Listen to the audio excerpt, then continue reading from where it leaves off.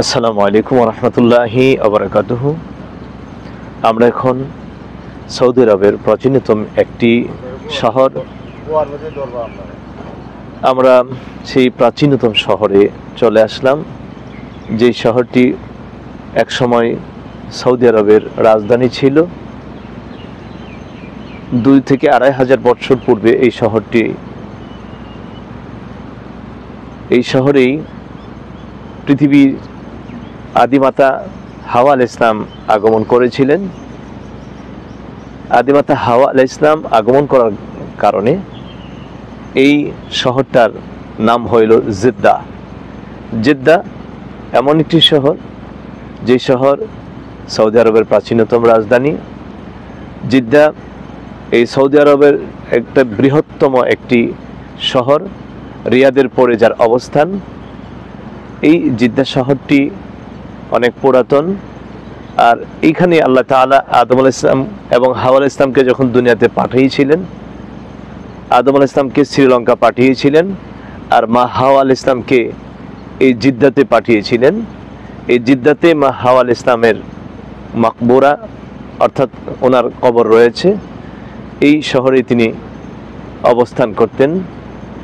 এই শহরটি এক সময় ছিল মাছ ধরার জন্য বিখ্যাত, কিন্তু পর্যায়ক্রমে হযরত ওসমান গনির আমল থেকে এই শহরটি অত্যন্ত জনবহুল এবং প্রসিদ্ধ হয়ে উঠল। কেননা হযরত ওসমান গনির আমলে মক্কা এবং মদিনা থেকে অথবা দেশ বিদেশ থেকে যারা যেখান থেকে আসতেন, জিদ্দা হয়ে মক্কায় প্রবেশ করতেন।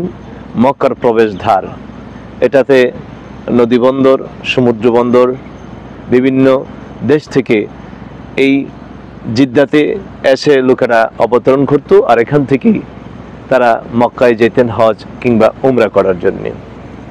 আমরা সেই শহরে চলে আসলাম। এই জিদ্দা শহরটি লোহিত সাগরের পাড়ে অবস্থিত। আমরা এখন সাগরের পাড়ে আছি। জিদ্দা সৌদি আরবের একেবারেই পশ্চিম সীমানায় অবস্থিত, আর এই জিদ্দা শহরটি এই লোহিত সাগরের পাড়ে। আমরা এখন লোহিত সাগরের পাড়ে। আমরা আমাদের সাথে যারা রয়েছেন তাদেরকে নিয়ে আমরা এই জিদ্দা শহরটাকে দেখার জন্য এবং সাগরটাকে দেখার জন্য আমরা চলে আসছি। কেননা এই সাগর আল্লাহ পাকের একটি অপূর্ব সৃষ্টি। এই প্রাকৃতিক দৃশ্যগুলো দেখলে নিশ্চয়ই মনে প্রশান্তি আসে, এবং এত বড় মহাসাগর, একদিকে বিশাল উঁচু উঁচু পাহাড়, অপর দিকে সমতল ভূমি, অপর দিকে এই বিশাল মহাসাগর, নিশ্চয়ই এগুলো আল্লাহর কুদরতের নিশানা। এই কুদরতের নিশানাগুলো দেখার জন্য আমরা মক্কা থেকে ট্যাক্সি যোগে আমরা জিদ্দাতে চলে আসলাম। এই জিদ্দাতে আসতে ট্যাক্সি ভাড়া জনপ্রতি 20 টাকা করে পড়ে। এক সময় বাস করেও আসা, ইচ্ছা করলে বাসে করেও আসা যায়, রিজার্ভ বাস করে অথবা রিজার্ভ ট্যাক্সি করে আসা যায়। বিভিন্ন সৌন্দর্যের লীলাভূমি এই জিদ্দা সাগরের পার। বিভিন্ন দেশ থেকে, বিভিন্ন অঞ্চল থেকে, বিভিন্ন স্থান থেকে, সৌদি আরবের বিভিন্ন জায়গা থেকে লোকেরা বা পর্যটকেরা এখানে এসে ভিড় জমায়। পর্যটকদের জন্য সুন্দর সুন্দর ব্যবস্থা রেখেছেন, পর্যটক যেন বসতে পারে। এই সাগরের পাড়ে অনেক জায়গা তারা রেখে দিয়েছেন। সূর্য ডুবার আগ মুহূর্তে অনেক মানুষ এসে এখানে উপস্থিত হয়। জায়গায় জায়গায় টয়লেটের ব্যবস্থা আছে, পর্যটক যেন বসতে পারে। এই বসার জন্য তারা খুব সুন্দর করে ব্যবস্থা রেখেছেন, আর সেফটির জন্য যাতে করে কেউ পানিতে না নামে বা পানিতে না পড়ে, তাদের জন্য রেলিংয়ের ব্যবস্থা রয়েছে। খুব সাজানো গোছানো গাছগাছালি দিয়ে এই জিদ্দার সাগরের পার, লোহিত সাগরের পাড়টা তারা তৈরি করে রেখেছেন। দেখতে অনেক সুন্দর লাগে।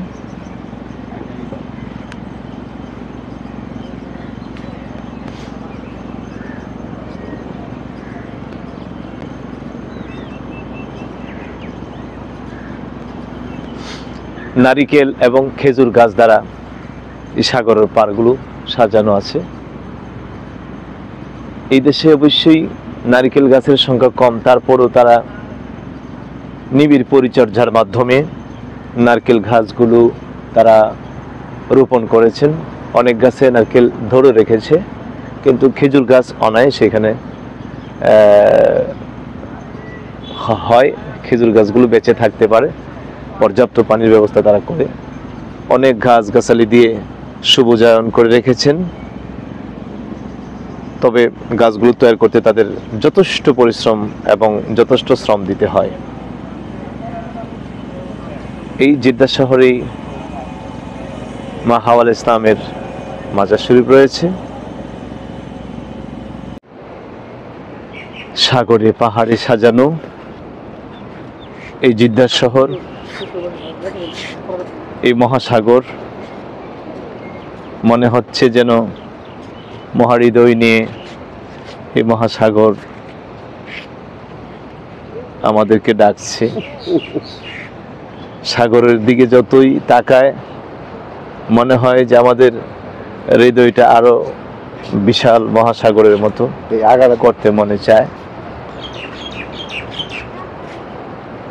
জেদ্দা শহরের অন্যতম একটি পর্যটক এরিয়া, নান্দনিক একটি অপূর্ব সৌন্দর্যের সমাহার সেই জেদ্দা সাগরের পার। এই মহাসাগরের পার, লৌহিত সাগরের পারে এখন আমরা। কত পরিষ্কার, কত সুন্দর, কত সুন্দর ক্লিয়ার পানি, চকচক করে পানি। হ্যাঁ, ঢেউগুলো হাহাকার হুঙ্কার দিচ্ছে, বড় বড় শব্দ করে ঢেউগুলো আসছে।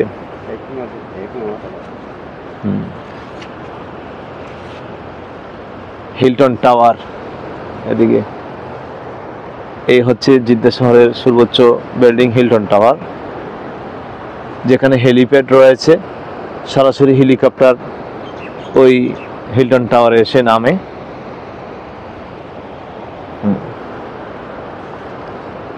এর আরেকটু দক্ষিণ দিকে হলো জেদ্দা পোর্ট, নদী বন্দর, সমুদ্র বন্দর, যেখানে জাহাজগুলো লাগতেন, জাহাজগুলো নোঙ্গর করতেন।